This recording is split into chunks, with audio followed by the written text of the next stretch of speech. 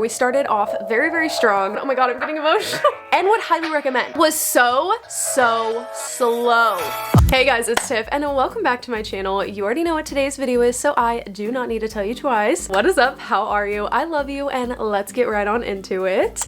Welcome to the very first wrap up of 2024. Actually, I'm so excited. January was a really good reading month for me. I read 7 books, which is a little more than I typically read in a month. But not only that, I did honestly, for the most part, strictly mood read the entire month. I didn't really film like an actual full-on reading vlog, and I was just letting myself read whatever I wanted to. And I found some books that I absolutely loved. So with that being said, let's get right on into it. The very first book I read in January and the first book of 2024, we started off very, very strong with A Court of Wings and Ruin by Sarah J. Maas. This is the third in the ACOWar series, and wow, I absolutely loved this. I obviously can't go into much detail about what this is about because it's the third in a series, but I loved seeing how the story progressed in this book and seeing one character development in particular. The story of this was so good. This book had me so emotional, especially towards the last like 25% of this book. I was crying over so many different things, but this book was written in just such a beautiful way. I've heard so many people be like, wow, Sarah J. Maas, like the way she can come up with these worlds and these people and their personalities is crazy. Now reading 3 of her books, I 100% agree. I can't imagine how her brain works the way that it does to write such incredible stories like this one. This is definitely a 5-star read for me. I actually can't believe it took me so long to read the series. I actually literally kept telling my sister, like, you need to read this, you need to read this, you're gonna love it. And she read the first one in like 3 days and she's reading the second one currently, and I'm so excited for her to continue that book and just see more of what's going on. I think I'm gonna wait to read the last 2 so that me and her can kind of buddy read those together because I feel like that'd be fun. Yeah, I really, really loved this, and if you haven't read this series, I would definitely pick it up. It is so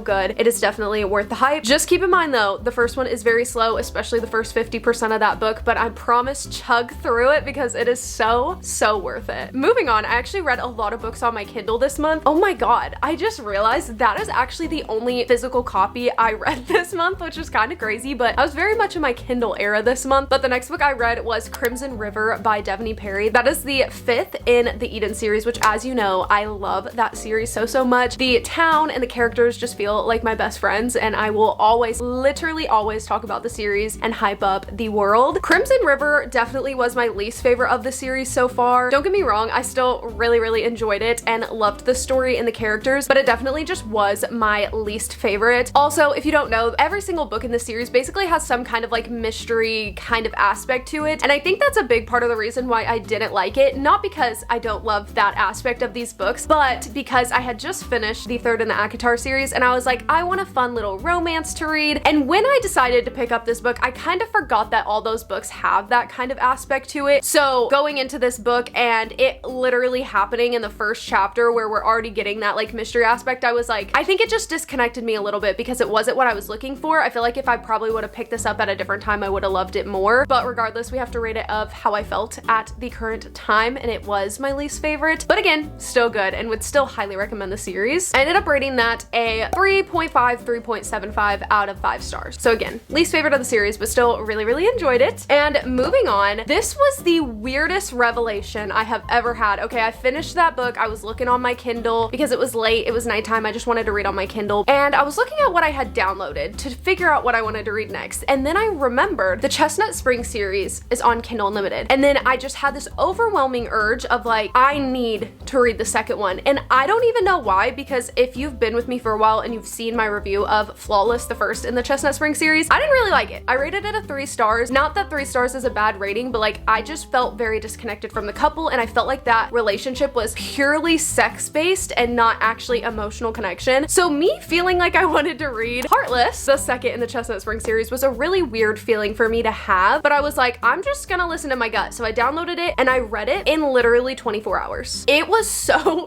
good. I was so pleasantly surprised by this book. Wow, this one has a single dad trope, and I really do love like the single mom, single dad trope in books because I have a kid, so I really enjoy reading about kids, and I really enjoy watching someone who is a single parent who probably got the shit end of the stick when they had this kid with whoever the parent is, or maybe they lost their spouse. Seeing them find someone that not only will love them the way they deserve to be loved, but love their kid as if they were their own. Oh my god, I'm getting emotional.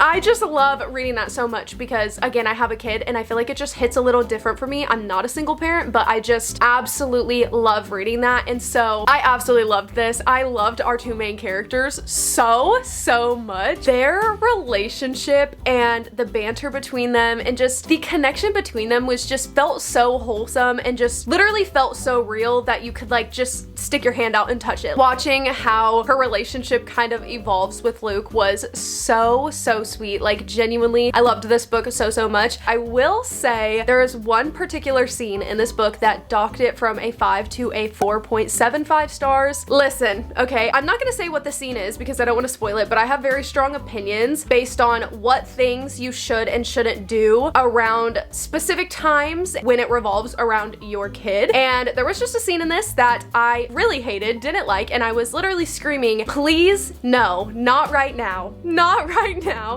And if you've read this, you probably know what I'm talking about. But for that, it is docked from a 5 stars to a 4.75. But genuinely, other than that, this would be a 5-star. It was so good. I loved it so much, and I would highly recommend. And then after finishing that, you know I had to go straight into Powerless, which is the third in the Chestnut Spring series. This one is obviously a cowboy romance, but it's also a hockey romance because he's a hockey player and she is a dancer. This is also like childhood friends to lovers. This was really sweet. I think I wasn't necessarily in the mood to read this when I picked it up because after I started it, I kind of got in the mood to read a different book, but I still finished it because I was enjoying it. I didn't enjoy it as much as Heartless, but it still was a really fun story. I really did like our couple in this book and the things they go through to finally get to the point where they're like, yeah, okay, we should be together. We have feelings for each other was really sweet. They both have their own issues in their personal lives and seeing them kind of work through that on their own, but then also work through it together was also really sweet. I did just really enjoy this, and this actually started a hockey romance obsession, okay? I have read a hockey romance before, but I went into a spiral of reading hockey romances after this, and I'm still not out of my hockey romance spiral. But yeah, overall, I did really enjoy this. Ended up giving it a 4 out of 5 stars. Not a favorite, but really enjoyed it and would highly recommend. So speaking of our hockey romance spiral, I, again, suddenly got the strongest sense of I have to read this book right now. Like, I don't know why, but I need to read it right now. And that is Mile High by Liz Tomford. I also read this on my Kindle because it's on Kindle Unlimited. But let's start by saying, going into reading this book, I obviously felt like I needed to read it for whatever reason, but I also was very scared to go into it because seeing Destiny and Sarah have both DNF'd it and seeing Destiny's very strong opinions on the main male guy in this book, I was just worried that I wasn't gonna like it, that it just wasn't going to be what I was hoping it was gonna be, and just was really worried I was gonna end up DNFing it. But again, I had this huge feeling like I need to read this, and since it went so well with Heartless, I decided to give it a go, and I ended up loving this book so much. Now, don't get me wrong, if you know what Destiny has said about why she didn't like the book, I can see why she felt that way. I just had a very different perspective reading this book than she obviously did and the other people who have DNF'd this book. Oh my god, like, I loved our two main characters. I really liked how they both kind of had these preconceived notions about like relationships and not wanting a relationship. Another book that I just completely like fell headfirst into the book and absolutely obsessed. Like, genuinely, I can't stress enough how much I loved that book. I will say my biggest little nitpicky complaint about it is towards the end, you know, we obviously have an issue to resolve, and I felt like we were taking a little too many steps to get there. I felt like it seemed like the book could have been a little bit shorter. It felt like there was a little too much in our way to the point where it just kind of felt a little repetitive, but other than that, I really loved it. I ended up giving this book a 4.5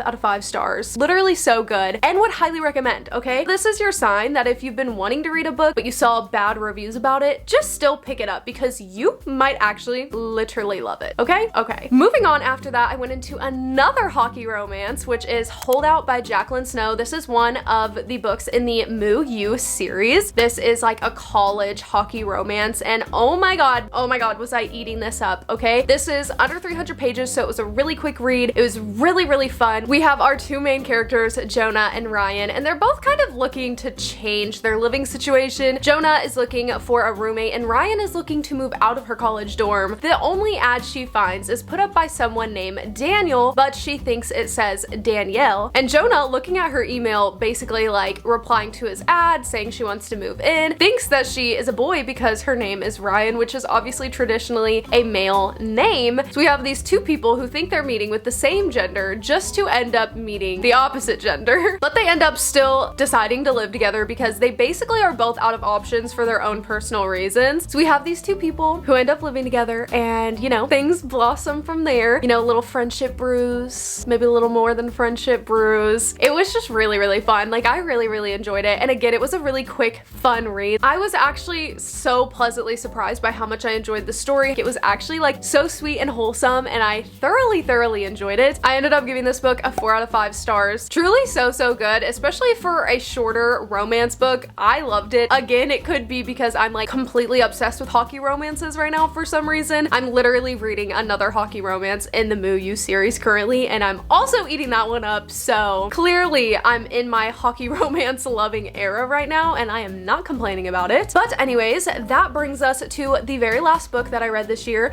This was this year. Well, technically, that's not wrong, but I meant this month, and that is actually my book club book with my sister and my other sister's wife, and that was The 7.5 Deaths of Evelyn Hardcastle by Stuart Turton. I also read this on my Kindle instead of buying a physical copy, and the first, like, 50% of this book was so slow. Oh my god, was it slow, okay? There would be points where I was really starting to get invested and it felt like it was picking up, just for it to kind of slow back down again and me to kind of lose a little bit of interest. But overall, like, it was our book club book, so I wanted to finish it, but I also had enough interest in the premise of the book that I wanted to keep reading. Basically, the premise of this book is kind of like a Groundhog's Day situation. You wake up and you're reliving the same day every single day, trying to solve the murder of Evelyn Hardcastle. And each day that this guy that we are kind of going in his shoes with wakes up, he's in a different person's body to help him kind of figure out who is murdering Evelyn Hardcastle. Basically, that's the premise of this book. So that piqued my interest enough to keep me reading. Otherwise, if it wasn't a book club book and I wasn't so interested in the premise, I probably would have ended up DNFing it. But once we got to like the 60% mark, oh man, it like really picked up and I started to find myself being really invested and really loving the story. It was really good, especially the fact that I did not see the end coming at all. There was so many things revealed in the end of this book and just a plot twist and just so much that happens at the end of this book that I wasn't expecting that really made up for the first half being so slow. And also, now that I have finished it, I can appreciate why it was so slow. It was slow for a reason. And my sister and Maria both said that this is a book that they could see themselves rereading to see what they missed in the beginning of the book, and I wholeheartedly agree. I feel like this would be a book you could read so many times just to figure out more little clues that you completely missed the first time. I really did enjoy it. I think I'm gonna rate that a 3.25 out of 5 stars. I kind of was teetering back and forth between a 3 and a 3.5 because a 3 seemed too low, but a 3.5 seemed too high. So I know 3.25 is very picky, but it feels right for this book. So that is all the books I read this month. I hope you guys enjoyed. If you've read any of these books, definitely let me know down below and let me know what you thought of them. Also, you should definitely let me know down below what books you read this month and what you thought of them. Maybe I can find a book that I want to read down from your guys' little January wrap up too. With that being said, I hope you guys enjoyed this video. If you did, don't forget to give it a thumbs up and subscribe if you are not already, because we have a lot of fun over here and we want you to join the fun. I love you guys so much, and I will see you in the next one. Peace.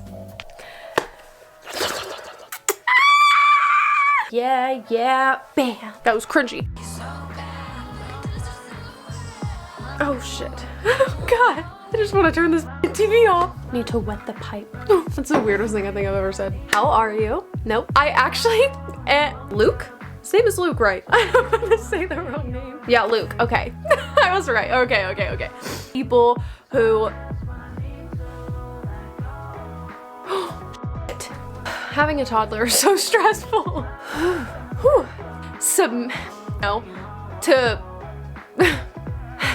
Did I give it a 4? What did I give this book? Let's check, because I don't remember. And again, with a